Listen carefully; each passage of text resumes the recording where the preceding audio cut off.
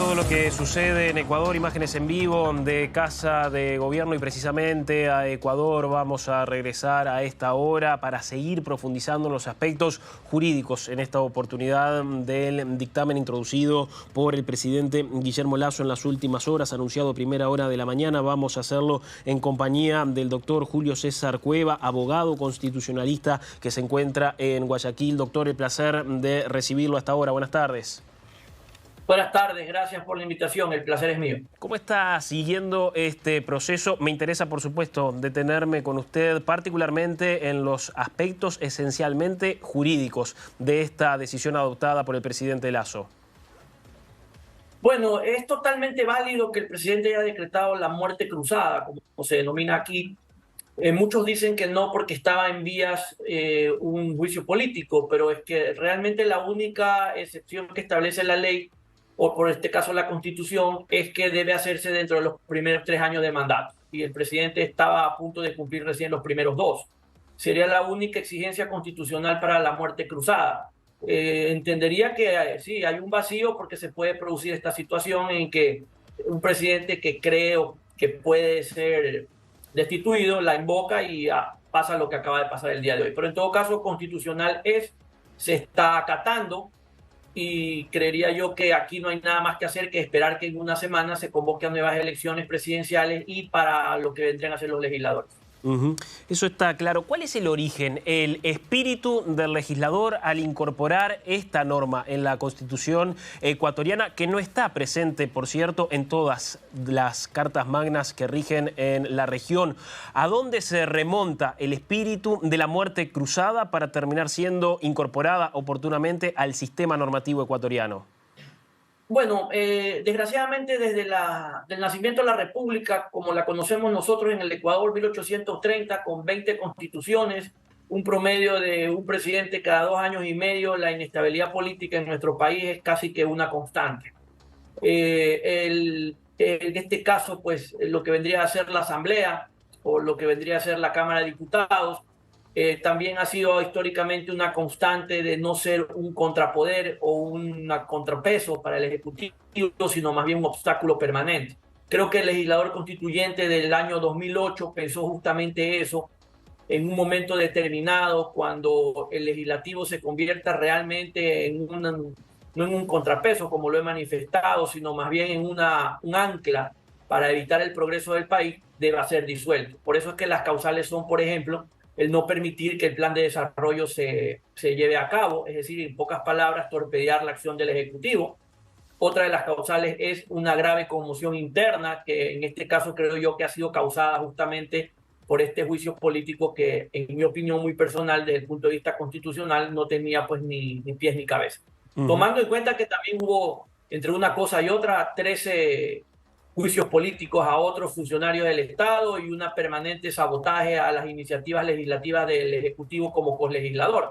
Creo que eso se entendería como un ataque permanente al desarrollo, básicamente del país. Aquí el que se perjudica es el país, ¿no?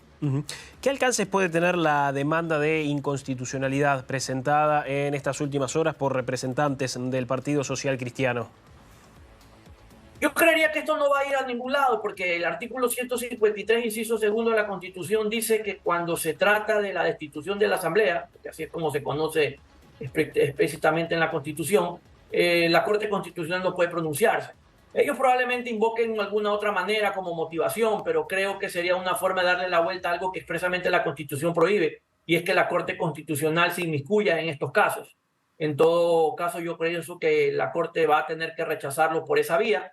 Y básicamente sería importante, creo que sí, que la Corte, aplicando su reglamento interno, ¿verdad?, se salte la cronología del caso, de los casos, y entre directamente a tratar esto. ¿Por qué? Porque de acuerdo a la Constitución están corriendo los 7 días para que el Consejo Nacional Electoral convoque a elecciones. Sería de muy mal gusto, por decirlo menos, que convocadas las elecciones, etcétera, etcétera, ¿verdad?, de repente tengamos una sorpresa, por decirlo menos, desagradable de la Corte y tengamos que volver atrás. Sería lamentable, porque sería pues contribuir al caos que ya creería yo que se está dando, por lo menos en el ámbito político. Entonces pienso que la Corte debe de cortar esto de manera tajante en los próximos 5 días. Hablemos, doctor, también de este periodo de transición, de la gobernabilidad que aún posee el presidente Lasso y de hacerlo a través de los denominados decretos leyes. ¿Qué alcances tienen estas normas? Como la palabra lo dice, son leyes, solo que en lugar de pasar por el tamiz de un legislador, como normalmente sucede, esta vez en nuestra normativa van a pasar por el tamiz de una Corte Constitucional que está formada por muchísimos menos jueces de lo que son legisladores. Y creo que de gente que no solo sabe, sino que además estimo que son serios, más allá de los cuestionamientos que ha habido respecto de haber aprobado una causal para el juicio político. Pienso que los decretos ley del presidente van a tener una mejor bienvenida, si cabe la expresión, en la Corte Constitucional para pasar el tamiz de esta, que además es formal, no de fondo, que lo que han tenido durante estos últimos años sus iniciativas legales para reformar normas o crear normas en la Asamblea. Si el presidente lo hace bien, creo que tiene una muy buena oportunidad de enrumbar al país con reformas o leyes que antes no pudieron ser viabilizadas por la Asamblea, que son parte del problema, dicho sea de paso. Usted establecía situaciones que se han dado con últimos mandatarios que han gobernado el país. ¿Cree que Ecuador requiere de una modificación sustancial a nivel de redacción constitucional?